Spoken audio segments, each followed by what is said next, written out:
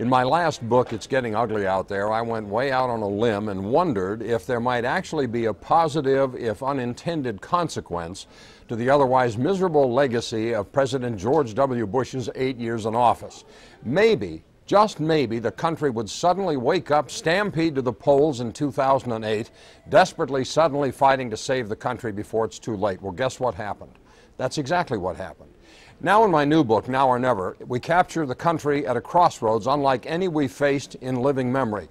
It's a momentous period of crisis and threat, challenge, choice, and change as we emerge finally and mercifully into the Barack Obama era. The book fixes its sights on what now needs to go right in the first term of President Obama if we hope to survive as the nation we know ourselves to be before it really is too late, and it's getting close.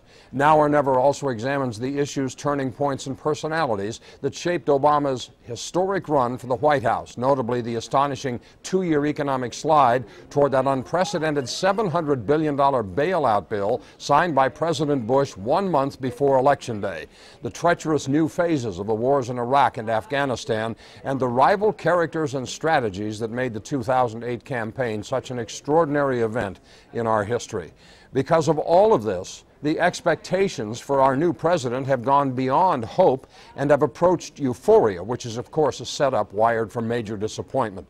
We have serious problems, critical problems, and nobody can wave a magic wand and fix them in a matter of weeks or months. Turning this thing around might, in fact, take several years.